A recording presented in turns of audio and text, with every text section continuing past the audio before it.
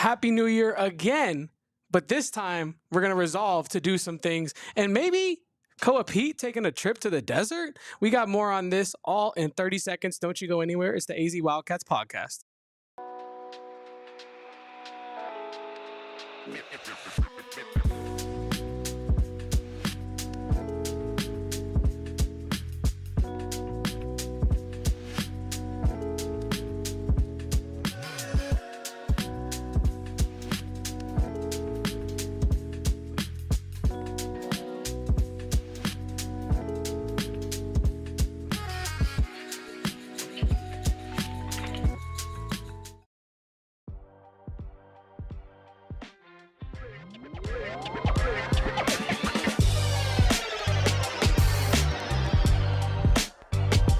Welcome in, guys, to the AZ Wildcats Podcast. I'm your host, Damon Fairall, and I'm, of course, with my guy, Kevin Thomas, on a beautiful Friday here. Happy Friday from PHNX HQ.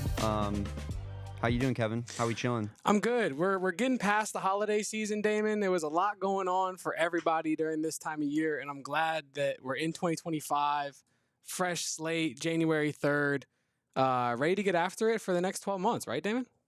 Absolutely. And hopefully, 2025 is a little bit better in store for us than 2024 did, just given the way that the season went for Arizona athletics there. And we got a big game coming up here against the Cincinnati Bearcats, and we're going to get into that later in the show here. But only would be right, I think, to start things off with Bryce James, his commitment to Arizona, his commitment to the Wildcats, his commitment to Tommy Lloyd, and just kind of what that means for the program overall. Yeah, I mean, we were pumped about it on the emergency pod. If you haven't checked that out, go back and check out what me and Damon had to say about Bryce James's commitment. But first of all, I want to, start it off top by this is a huge deal for Arizona athletics. I know a lot of people online are saying that, well, if you look at his stats, if you look at his star ranking, if you look at this, if his name was Bryce Johnson, he wouldn't be here. But his name is not Bryce Johnson. It's Bryce James. And he's coming to Arizona, and it's only going to help the program, Damon. We were talking about it pre-show that, yes, we know that in the Peach Jam, he played 5 games and averaged 5.6 points, 2.8 rebounds, a block, on 18% from the three, which are numbers that I venture to say are bad. But yet it's not just about the stats and all that when it comes to recruiting, right? And we'll get into a little bit of that here in a second. But Damon, for those that didn't watch the emergency pod, what are your first impressions of Bryce James, and what do you think he can bring to Arizona? Because I know it's a lot more than just his on-court ability. Yeah, absolutely. I think that this commitment is a little bit deeper than what the surface level really portrays with Bryce James. And obviously, I think just with how polarizing LeBron James is in particular, and how many people have just outright decided that they don't like the guy, from the moment they heard about him because they were big Michael Jordan fans or whatever. Those same people are the ones that are so anti Bryce James, right? And I can understand the perspective of he's on an Arizona caliber player at this moment in time. That makes sense to me. It's true. I've obviously been an Arizona basketball fan my entire life. We have a standard to uphold, right? We are a basketball program that has a pedigree and brings in blue chip type of recruits on a consistent basis. But college basketball is different these days, right? It's not the same that it used to be. It's not the Lute Olson days. It's not the Sean Miller days even. It's NIL, it's modern basketball. And, a point that I heard Saul make on the McHale and Madness podcast, which make sure you guys check that out. Is it 7 p.m. every Thursday? Is that the so we're going to go back to our, it kind of depends on Corey's schedule. Next week is going to be Tuesday, but at 7 p.m. Always 7 p.m. Once a week, 7 p.m. And Saul made the point of there's 15 scholarships now. You don't have walk-ons. So you can kind of treat Bryce James essentially as a walk-on of sorts. This is just a really slow cook developmental type of piece. And you're kidding yourself if you don't think that, Tommy didn't discuss with LeBron and his family and Bryce what that role was going to be for him coming into this program. There is a 0% chance that Tommy told him that he was going to play early on in his career. They know that. Arizona knows that. And I think that that's if as long as everyone's on the same page, it's a perfect marriage. Yeah, 1000%. I'm with you on that, Damon. And I think there is no ifs, ands, or buts about it. Everyone involved in that process, Bryce James, Tommy Lloyd, Murph, LeBron himself, Savannah James, everyone must be on the same page about the experience that Bryce is going to have when he comes to Arizona, or else he wouldn't be coming to Arizona. I think that's just flat out the case. We're gonna play a clip from LeBron talking about Bryce's commitment here in a moment, but in that clip, he kind of references like, hey, like I obviously spoke to Tommy Lloyd, but this was, Tommy Lloyd speaking to my son about what his role is going to be. And Bryce James obviously kind of vibed with that idea of whatever Tommy told him the vision was going to be. And yeah, you don't bring a player like Bryce James here without doing your due diligence first to make sure this is not about to be a disgruntled child situation. If he doesn't play X amount of minutes in disgruntled his family, really, right? Yeah, because that, I mean, I'd say even more than making Bryce James mad, you don't want to make LeBron mad. You don't want to make Rich Paul mad. You don't want to make the whole agency of Clutch mad, because the reality of modern college basketball is that these high school kids are signed to agencies by the time that they get into college. Their agencies are helping them with their NIL deals. So you have, that's the bridge that you don't want to burn. And I think that obviously this will only improve that upon that process. Like I said, Tommy didn't tell LeBron and Bryce that he was going to play a lot early on. Like, I think that this relationship that's cultivating with Clutch is only a positive thing. Yeah, 1000%. You spoke to the relationship with Clutch. Arizona is no stranger to LeBron and Rich Paul's little company they got going on over there. We know that Fafita and T-Mac are just some of the clients that Clutch has had that have graced the U of A grounds, we'll say. But yeah, I think that the big fish in the Clutch pond that I want to talk about here is Peat, Damon. We talk about what the Bryce James commitment could mean for Arizona in off the court broader sense. Players are going to want to come play for Arizona if they're seeing a bunch of promotion and good PR for Arizona. And if they think that they can, maybe meet up with their hero LeBron and get coaching from him at some point.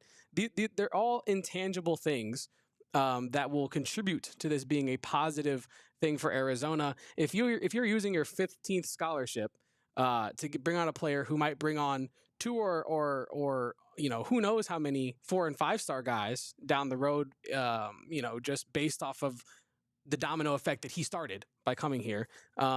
That could be bigger for Arizona than anything. If you can secure Peat and then Braden Burries or Alijah Arenas based off of this, I think you've done a great job with that 15th scholarship that on other teams is getting totally forgotten about. Yeah.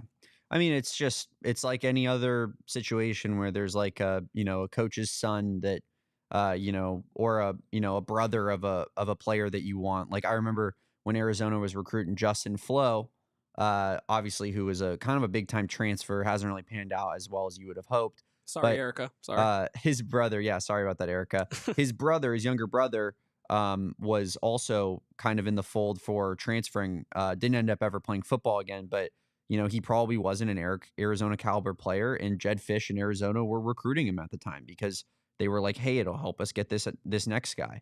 In basketball, it's a little bit harder to do that, but now with these extra, couple scholarships opening up, it's become a lot easier. And I think obviously you have a guy like Bryce James who doesn't need a big NIL package because from Arizona, I should say. He brings sand to the beach. He will get his own NIL money and lots of it. Bronny James had the highest NIL valuation of any single collegiate athlete at his time there. I believe it was like Bronny James, Livy Dunn, 1-2. But Bryce James is going to be fine from an NIL standpoint. But the benefit here is that Arizona is not going to have to pay them out of their pockets for NIL because he's LeBron James's kid. We don't need, like, they got money. We don't have to pay them for that. So like all of his NIL money is going to be personal NIL money, which is great. It only brings added exposure to this program. It only ups the NIL purse for the other players on this team. Overall, I think it's just a massive win for this program.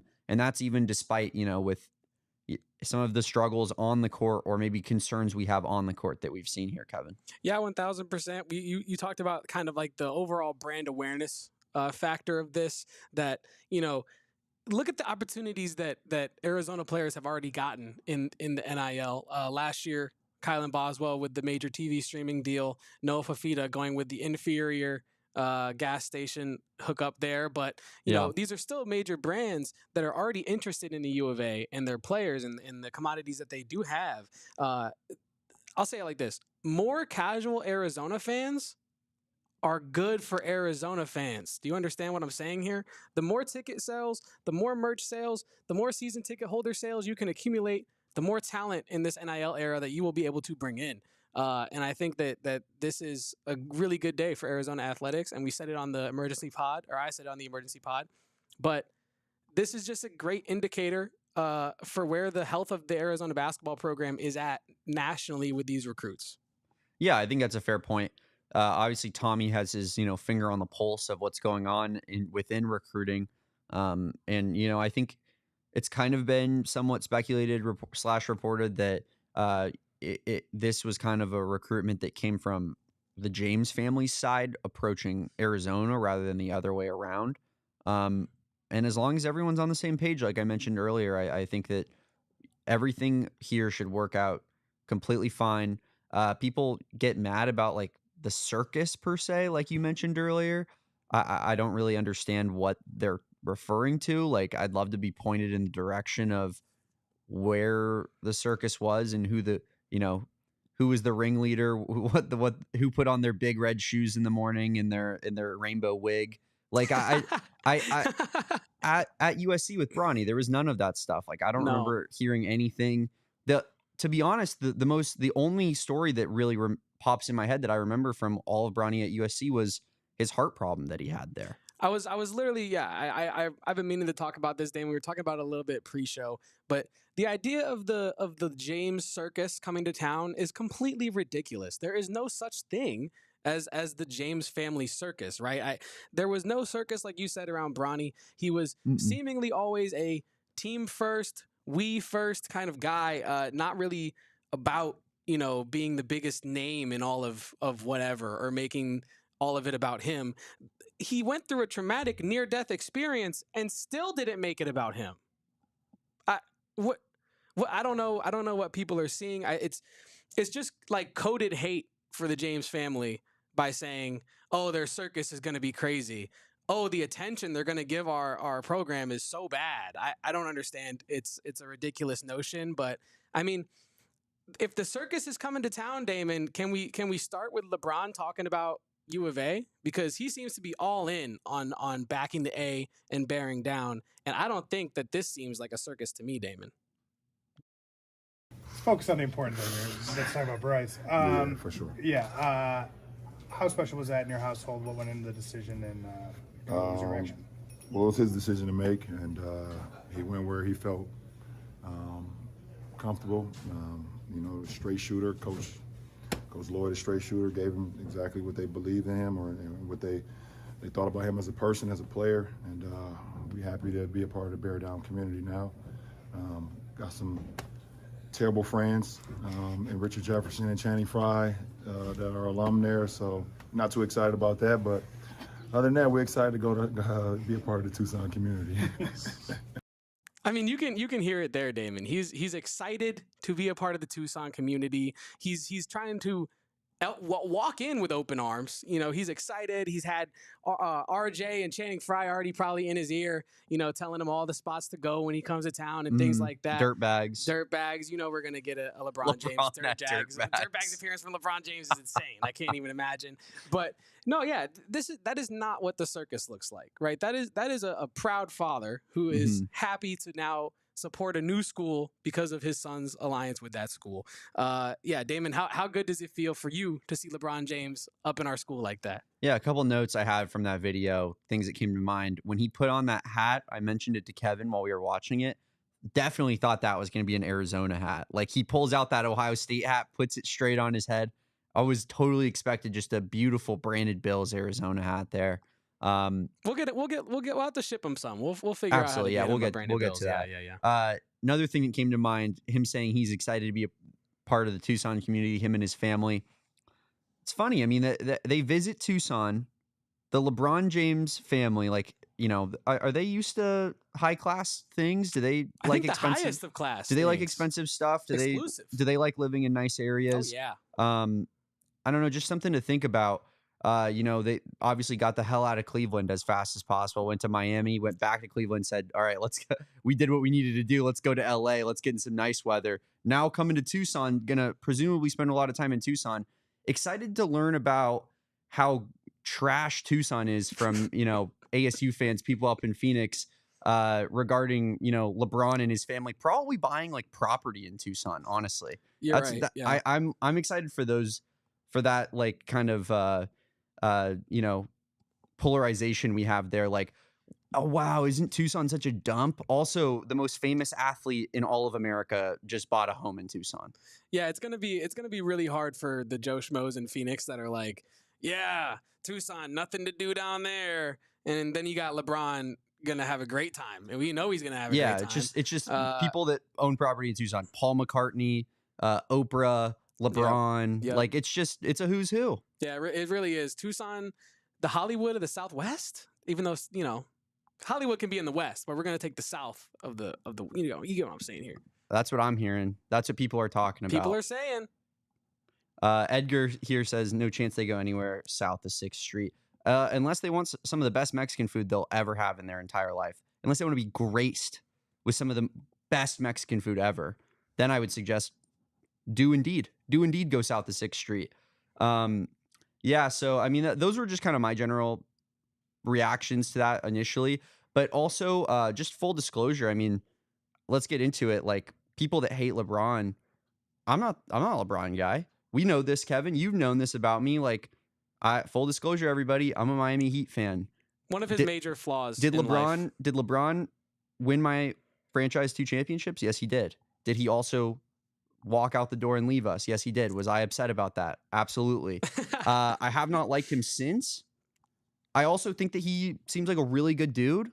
I think that he seems like a good dad. Like, I think this whole situation to me feels like, yeah, okay. This is someone that we want in and around our program.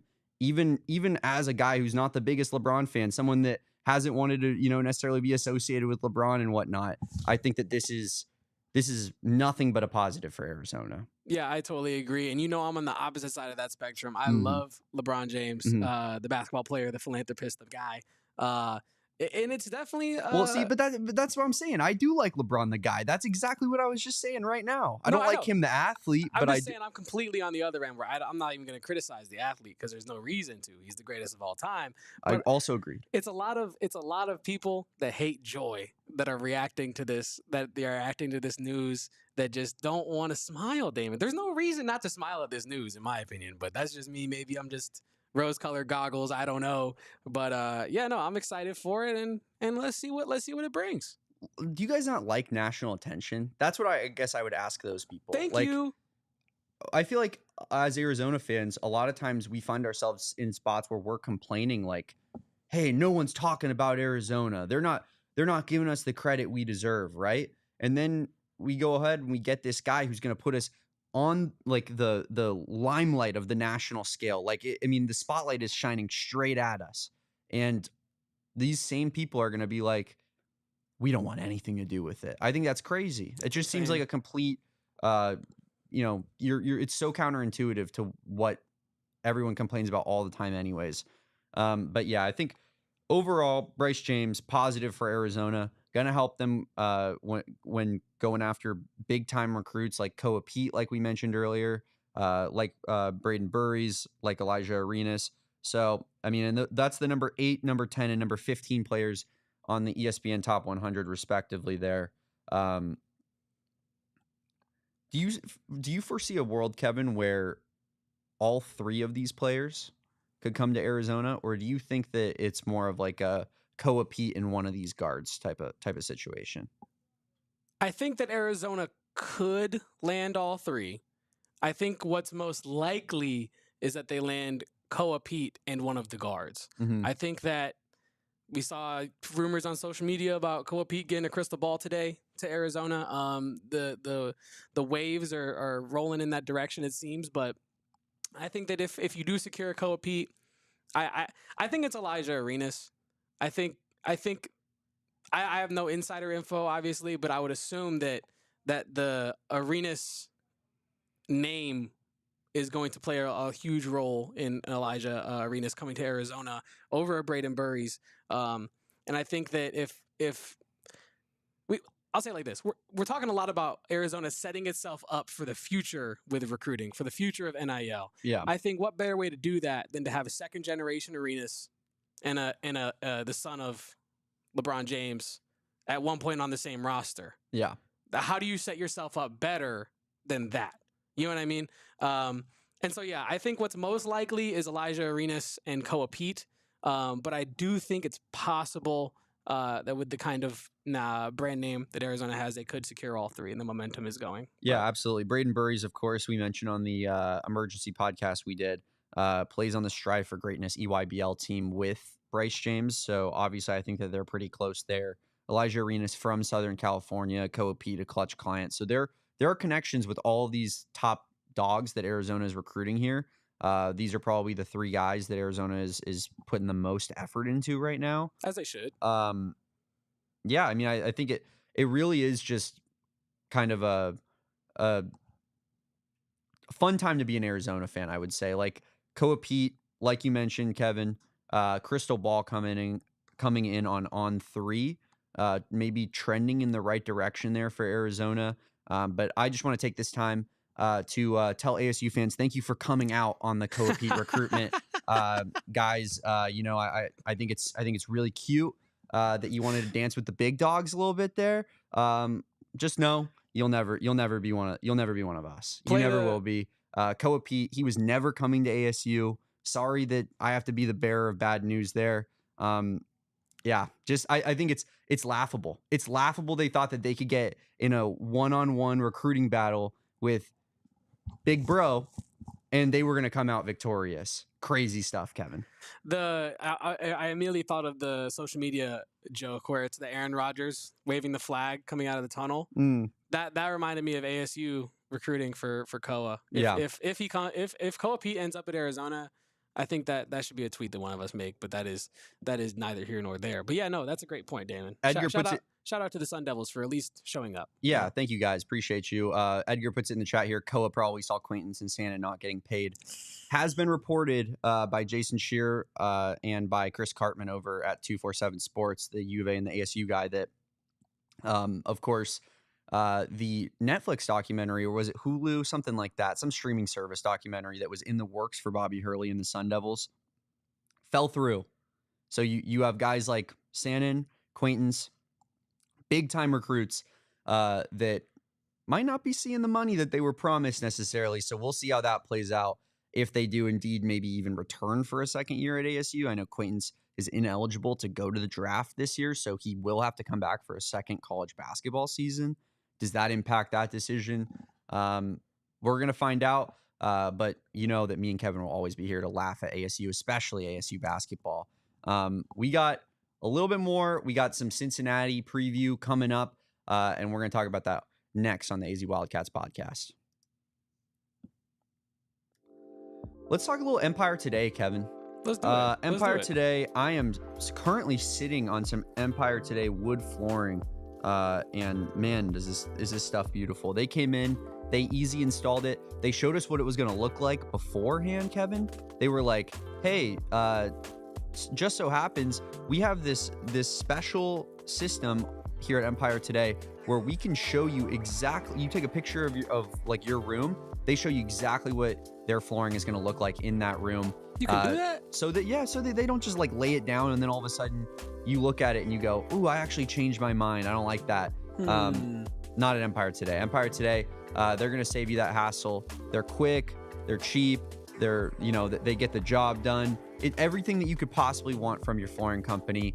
And of course, they're going to help you out with that $350 off a new flooring today at empiretoday.com/PHNX. That's right, guys.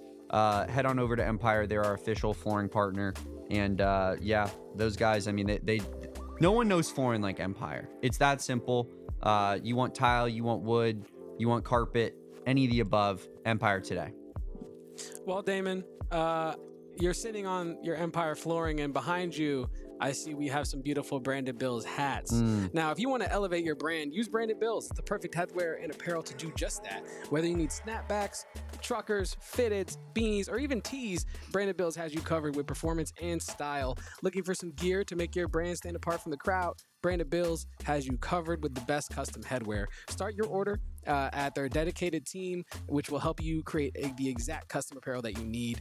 They have partnerships with, of course, U of A, and they also do charity work with ASU as well as a part of their campus collection. But the most important part is they are a homegrown company from right here in Arizona, Damon. We love to support the soil. Absolutely. And yeah, I mean, we talk about it all the time. Branded Bills, literally the most comfortable headwear I have ever used in my entire life. You put that Branded Bills hat on, and all of a sudden, it's like a glove. No matter what, every time it's like a glove. So check it out. Head to brandedbills.com and use code PHNX for 20% off your first order, Damon.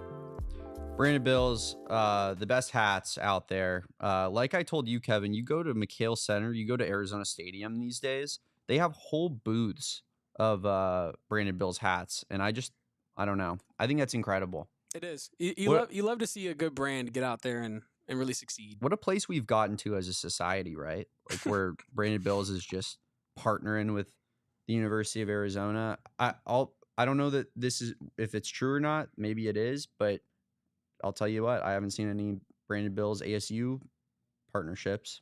I mean, they have one. We kind of snuck it. It's hidden. You know, I think the ASU crew. I mean, at the stadium though. Oh, that's valid.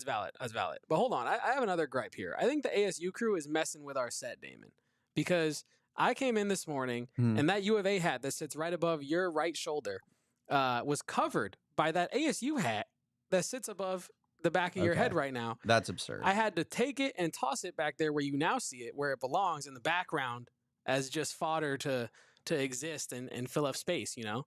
But yeah, we gotta get on Totri and Eric. They can't be messing with our set. That's disgusting and not okay. But while we're on the topic of disgusting and not okay, this joke by AZ Wildcat fan in the chat is hilarious. They say ASU losing out on Peat is their second worst missed targeting call of the week. Dang. I would say it's too soon, but I don't care. That's a hilarious joke, and they deserve it. So, is this a safe space, Kevin? Always, Damon. Always a safe space. Okay, I'm gonna go ahead and say it. Say it. I don't think that was targeting. Okay. Is it safe space still? Yeah. I don't think it was targeting either. What's he supposed to do? Yeah.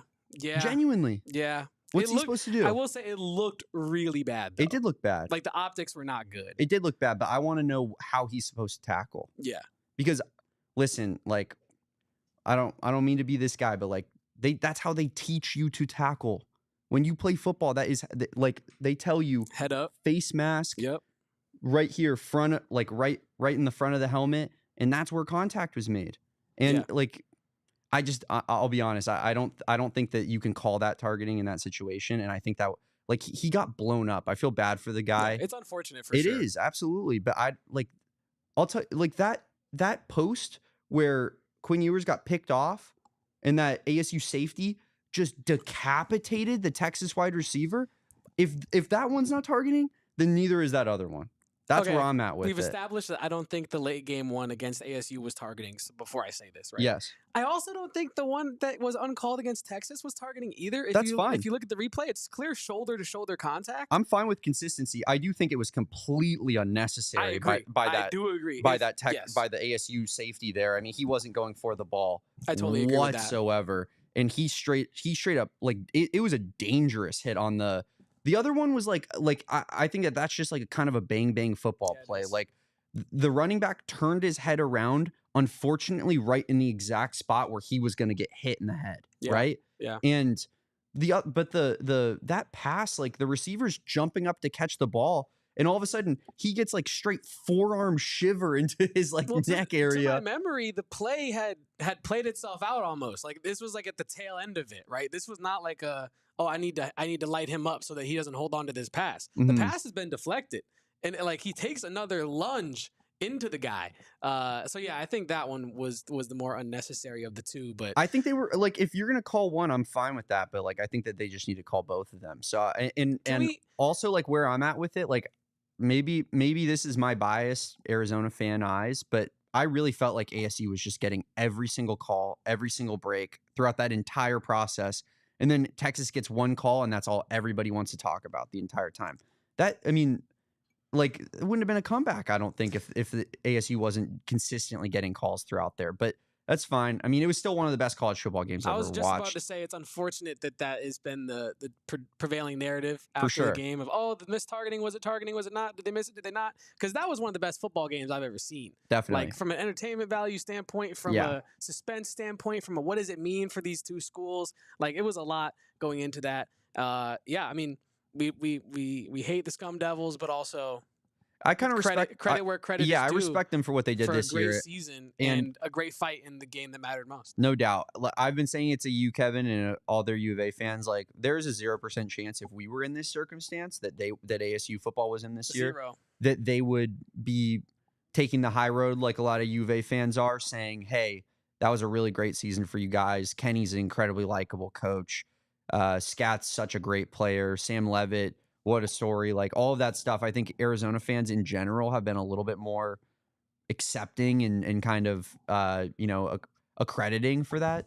Whereas realistic, some may say. If ASU fans, if we're in the same circumstance, there is a 0, and I mean 0% chance that they would be saying the same thing about how much they respect us and whatnot. But great season for ASU. Unforgettable year for them for sure. Hopefully they kind of keep falling off a cliff without Scattergood here. That's what we need. But let's get back into some basketball talk. Let's do it, Kevin. Let's go. We got Cincinnati tomorrow. Cincinnati currently the number 16 ranked team in the country. I think that they probably keep that ranking, Kevin, if they can win tomorrow.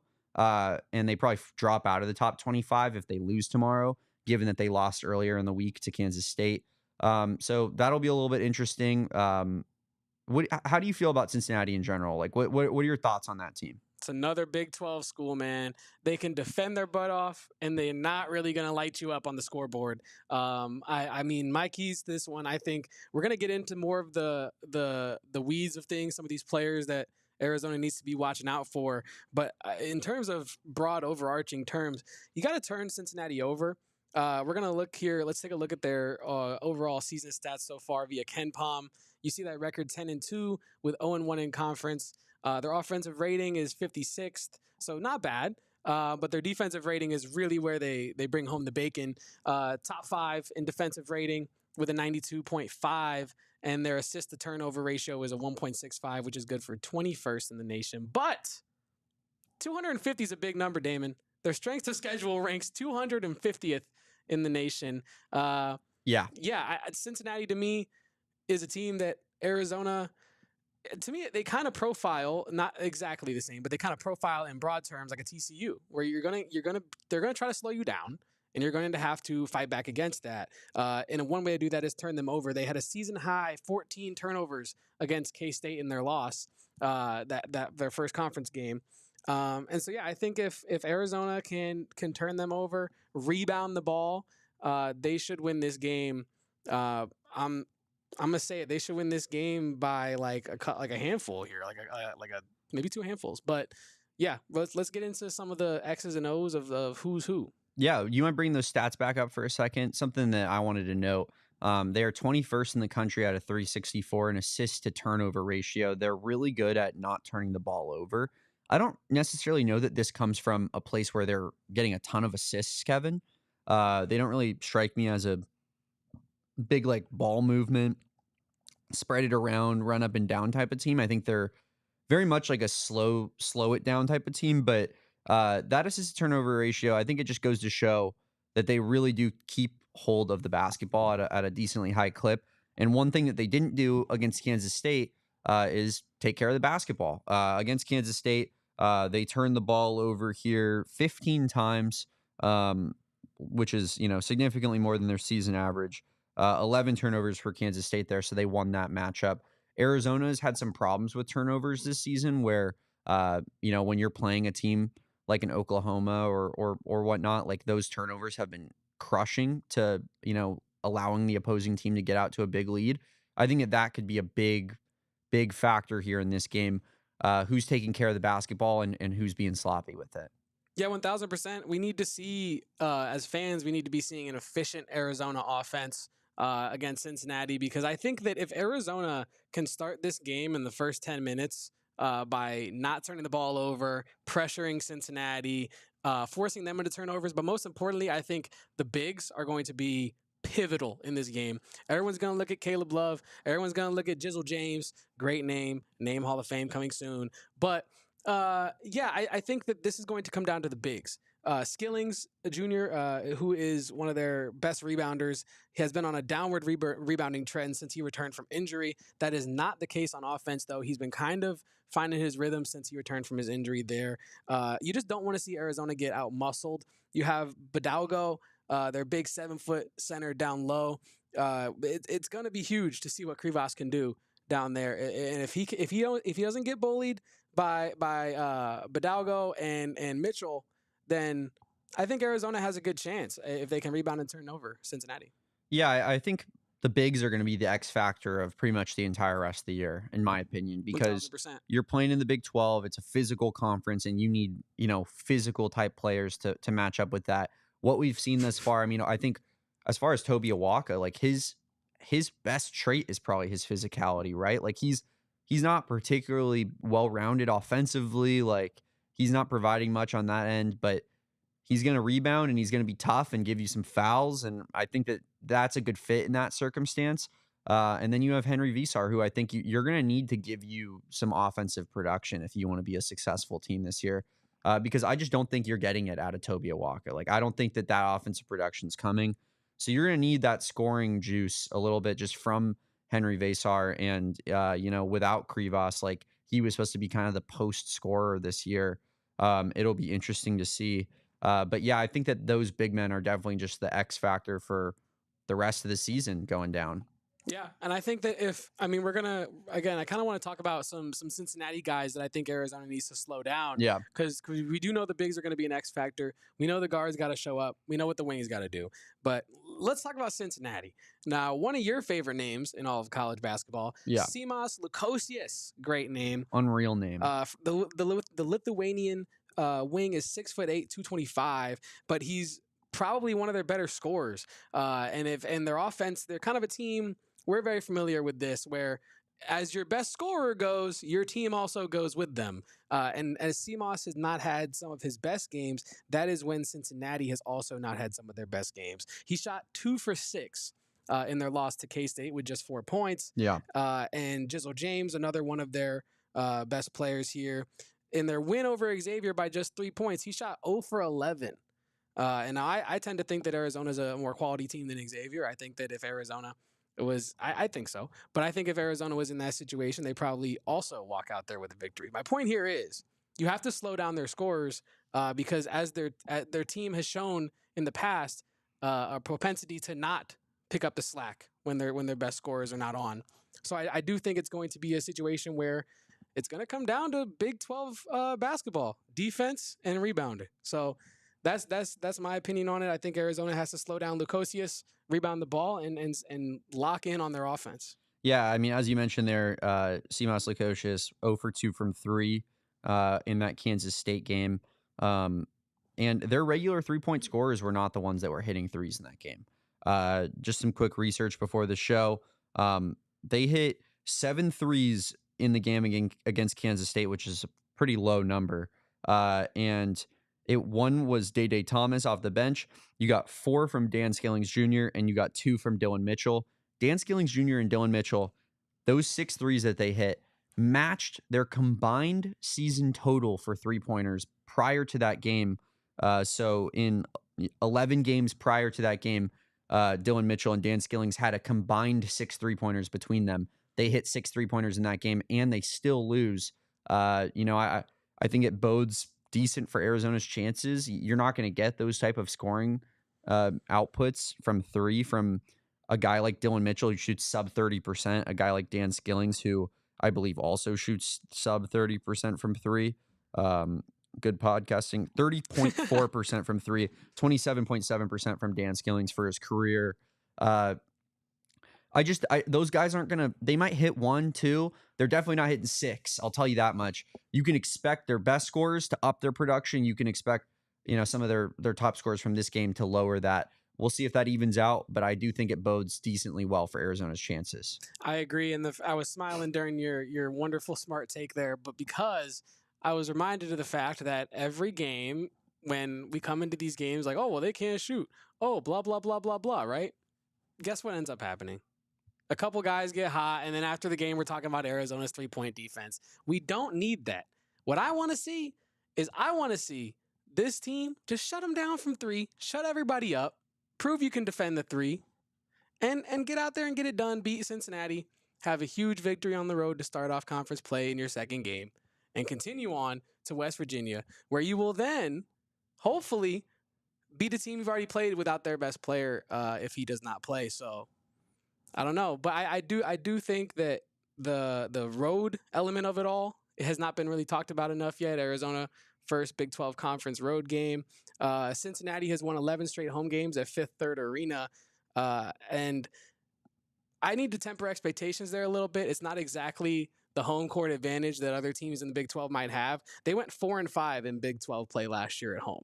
So while they currently are 7-0 in their last, 7-0 at home this year, both out of conference and such, we know that they have a propensity to fall off as the season goes on, especially at home. So I do feel like Arizona's not walking into Fog Allen. They're not walking into, the Cameron Crazies. This is going to be an environment that Arizona can win in and should win in. And, I expect them to do so. Yeah, absolutely. One guy that I just want to make a quick note on that I think you definitely have to, kind of corral a little bit here is Dylan Mitchell. He's a power forward, 6'8", 210, junior out of Tampa, Florida, 11.7 points per game, almost 8 rebounds on 67% shooting. So extremely efficient shooting here for Cincinnati. And Mitchell was a top 10 recruit in the country. He was a 5-star. He's a guy, who obviously has a ton of talent, went to Texas, was decent there. Maybe on paper, he's not the leading scorer for Texas. He is their most efficient player. And I think Arizona's maybe their weakest spot on their roster right now is that 4 spot, right? You got Trey Townsend, who hasn't looked incredibly physical, hasn't really been playing above the rim. Dylan Mitchell being a top 10 recruit. I'll be honest, I haven't watched a whole lot of Dylan Mitchell. I expect him to be a guy who is probably just has the athletic advantage over a Trey Townsend, just given that, pedigree and whatnot. And I think Trey Townsend's really going to have to step up and get some big rebounds in this game because that's been a problem all season.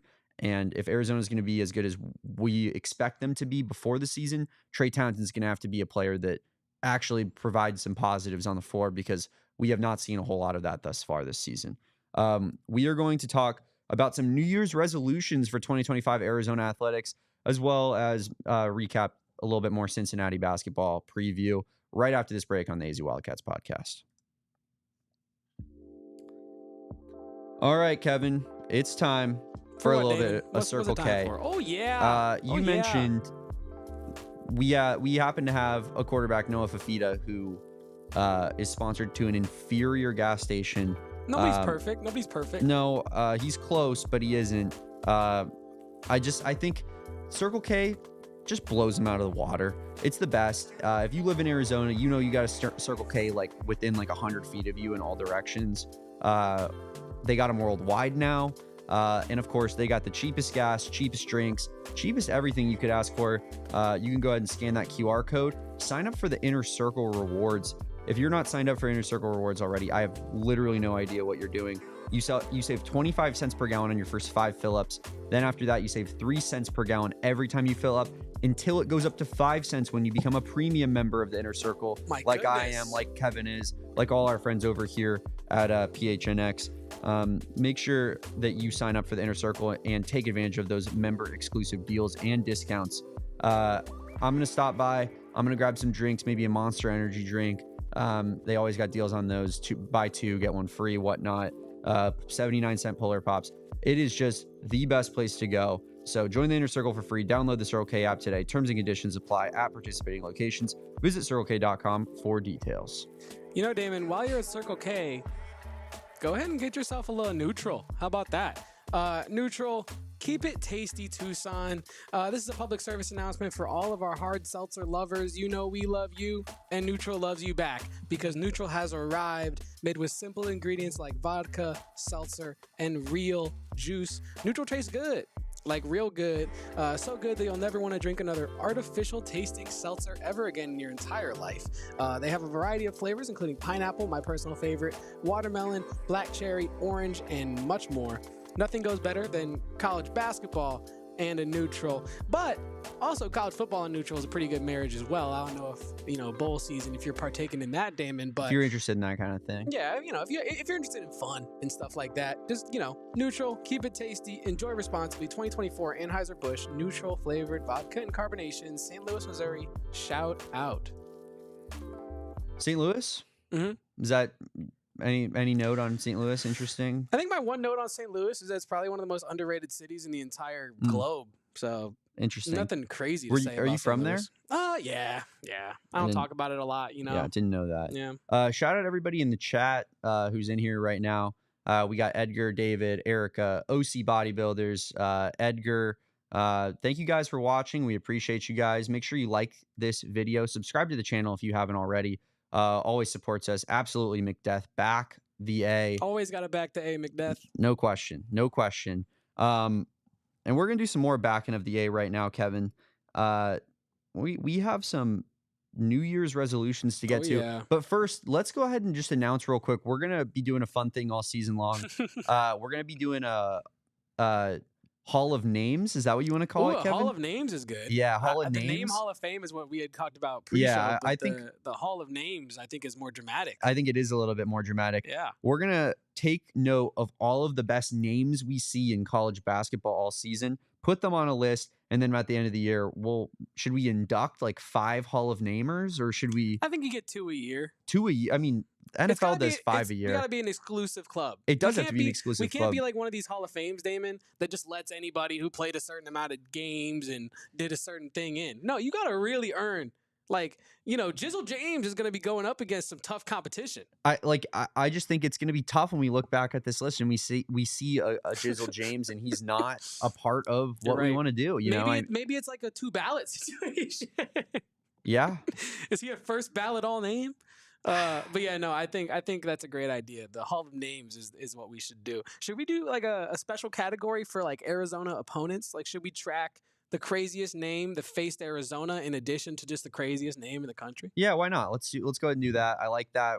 Just a little quick brainstorming process live on air with all of you folks. So we're going to keep that going throughout the season. Should be a good time. CMOS Lukosius, Jizzle James, 2 early candidates. Yes. Supreme Cook. That's good stuff, Edgar. Cook. Whoa. Anybody in the chat, if you guys have names that you've come across, make sure you guys add us on Twitter, put it in the comments. Let us know what you think. I think it's going to be a little fun thing that we do all season long. And we're going to do another fun thing right now. We got 4 each New Year's resolutions for Arizona Athletics coming into next season. And Kevin, why don't you go ahead and start us off? All right. So my first New Year's resolution, I actually have 2 for not myself and then 2 for myself. So, you just got to spread the love here. My first New Year's resolution is that Arizona should market its players and staff properly this year. I think last year there was a huge missed opportunity with Fafita and T-Mac and Brennan and this storyline that kind of took over Tucson for the greater part of a calendar year.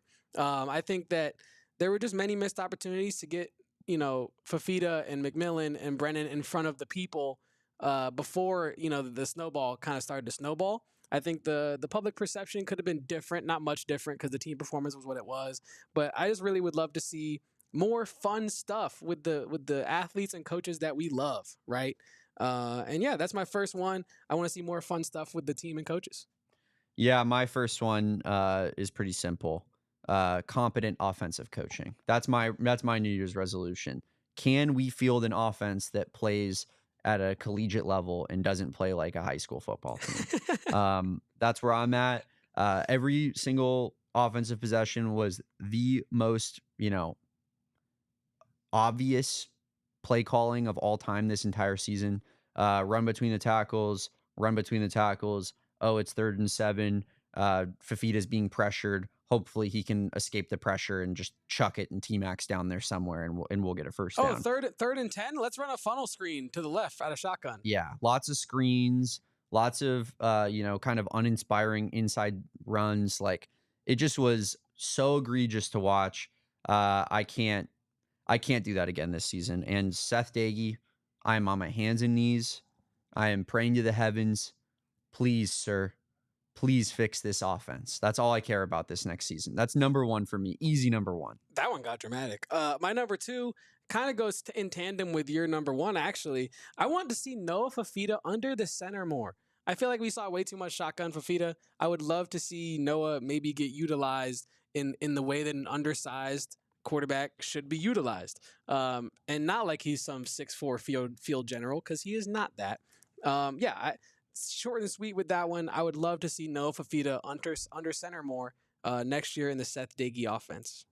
For sure. I'm going to skip ahead real quick just to keep it on the theme of offensive, what we're doing right now. Less Sam Olsen. It's pretty simple. I don't want to go into it too much more, but do not need to see Sam Olsen on the field for like 65% of offensive snaps next year. We got to see a lot of Sam Olsen this past year. He is a San Jose State All-Star, of course, as we know. I am over that experience. Sam Olsen, please be 2nd or 3rd string tight end. Thank you very much. I'm going to keep it short and sweet on that one, Kevin. As you should. I think the point was clear with that one. But number 3 is I'm like doing the Bart Simpson. I will not overreact to Carter Bryant highlights. Right? So like that block from last game, you know how bad I just want to like project Carter Bryant to just be like Wemby or something stupid, like just something crazy. I just don't want to react and get my faith that, in the next 2 months that Carter Bryant is going to have the amount of basketball growth that you have over the course of like 12 months. So I just don't, I want to temper my own expectations, but enjoy the ride with Carter Bryant and not get my expectations so high that I disappoint myself. For sure. And kind of in the same vein, I think it kind of matches up well. You don't want to overreact to Carter Bryant and like maybe the positives that get brought in or even the negatives, right? Like, I think that goes to show one thing. Damon, you've gone into the abyss. Yeah, here, Damon. absolutely. Go ahead and why don't we bring up those Cincinnati stat graphics real I'll quick. talk more a little bit about Cincinnati while I go also look and find Damon here in the studio. He just ran off on me. But actually, you know what, Damon? I'll talk about Cincinnati through the purview of my my New Year's resolutions, because I will not waver in my faith for Caleb Love. That is my next New Year's resolution. I think we as fans are way too mercurial with our faith in Caleb Love. Too many temperature checks. We cannot have this many checkups with Caleb Love. We can't just after every game like, where's Caleb? Mentally and where he's at in his game. I think that Caleb Love is who Caleb Love is, and we need to have faith and trust that Caleb Love will perform when it matters most. Now, Damon brought up his Miami Heat fandom earlier. We have yet another rivalry with me and Damon Dog behind the scenes. His Miami Heat fandom and my Boston Celtics fandom just do this all day, right? But I bring all that to bring up, as a Celtics fan, when Marcus Smart played for our team, right, there was a saying, we trust and believe in Marcus Smart. No matter what. He might have an awful game, but the real Celtics fans were on Twitter saying, we trust and love you, Marcus Smart. That's how I feel about Caleb Love. You have to ride the waves with Caleb Love because you know and you hope that when he is under the brightest lights, he's going to shine the brightest as well. And so this season, I'm going to make it my resolution not to waver in my faith for Caleb Love. I think it's fair. When times are at their hardest and you really stop believing, that's when you got to believe the most, Kevin. That's when you got to bear down and rely on love. It's like a religion. We are praying at the altar of Caleb Love, and you know, when like I said, when times are their toughest, that's when, you know, our spirit doesn't waver the most. That's when we lock in and we say, hey, Caleb Love, carry us to the promised land. Kind of similar. I know I was in the middle of my whole spiel when we had a little tech issue there. You said you will not overreact to Carter Bryant. You're saying basically the same thing about Caleb Love, like stay unwavering, I should say, lock in. Yeah, it's more of like make sure I'm not like overreacting in the other way with Caleb Love. It's kind of like two roads diverge in a yellow wood or whatever. Yeah, that's fair. That poet said.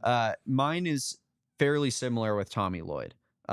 I think when this team was 5-5, there were a lot of people that were like, this is unacceptable. This is not Arizona basketball.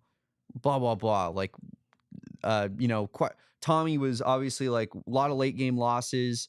You know, team wasn't looking great. He's still Tommy freaking Lloyd, man. Like, he's still that good.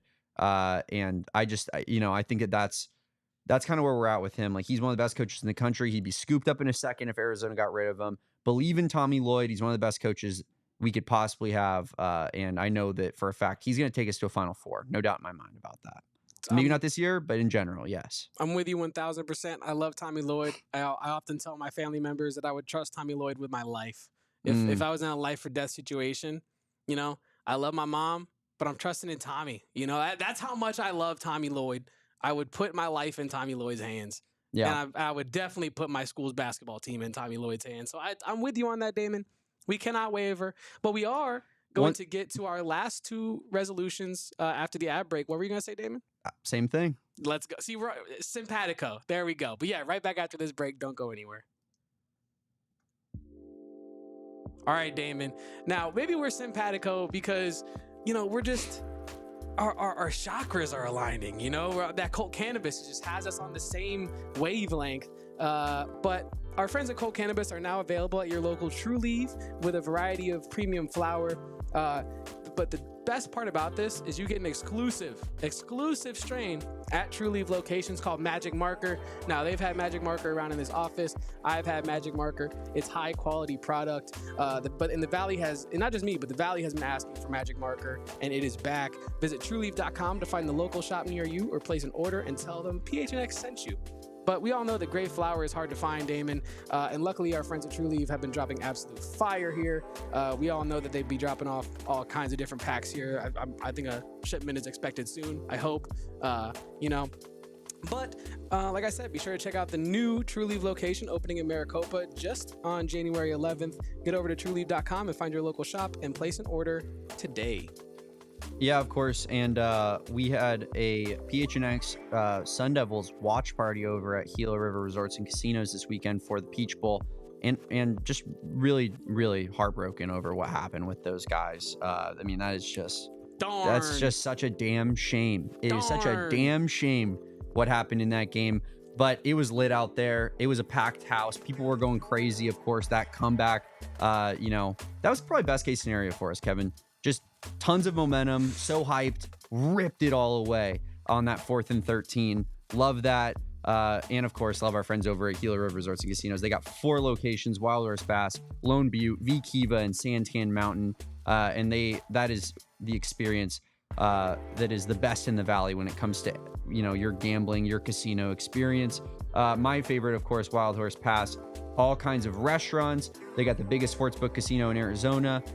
You're not gonna want to miss it. Head on over to Wild Horse Pass location. We have our Arizona Cardinals watch parties there, and of course, enter for your chance to win the ultimate Arizona Cardinals VIP experience, where you'll get 2 tickets to the Niners Cardinals game coming up this Sunday. On-field pregame, lunch at Morgan Athletic Hub, meet and greet with Big Red and cheerleaders, VIP stadium parking, and a 2-night stay at Gila River Resorts and Casinos.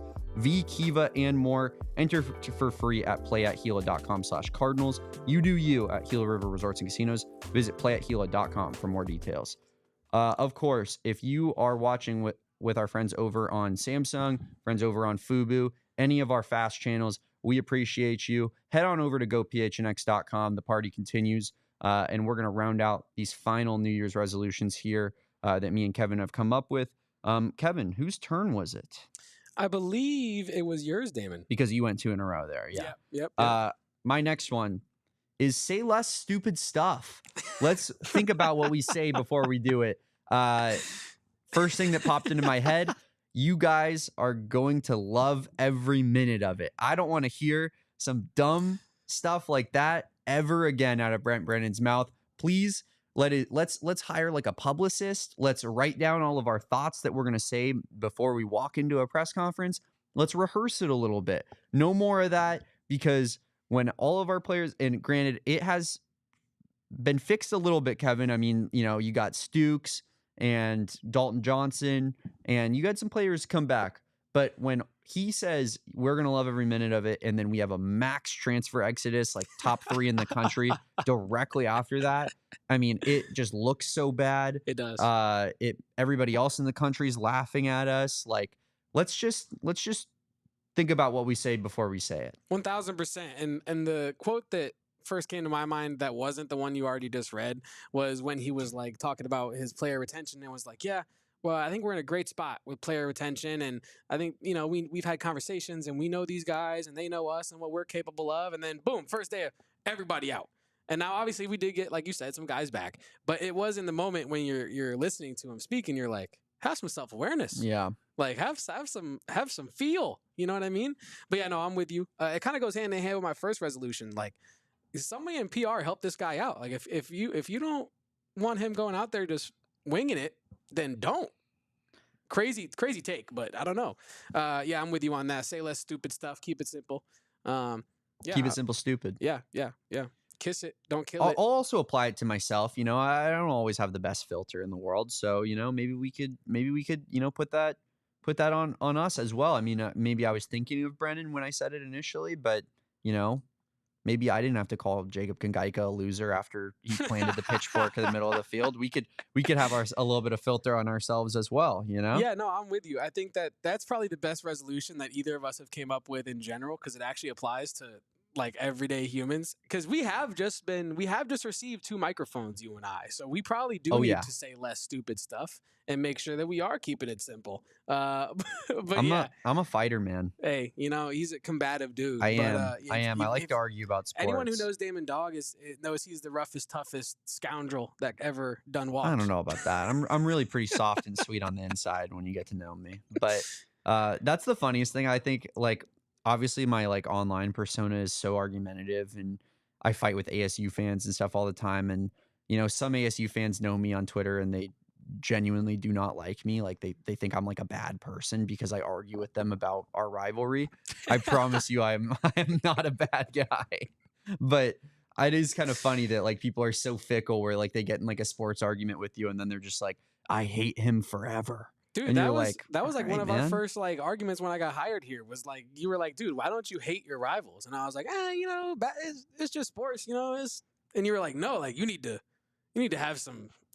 I feel like you hate your rivals a little bit more now. I do. When you started working here than you did prior to, because I do. You got to experience what ASU fans are like and what it's like being a U of A fan in this office. And so watching rivalry games or just watching games of ASU with Eric Ruby is unsufferable. It's awful. I love Eric Ruby, but it's like 2 minutes into the game and he's like, if U of A is playing and something bad happens to U of A, he's like, oh, game over. It was nice.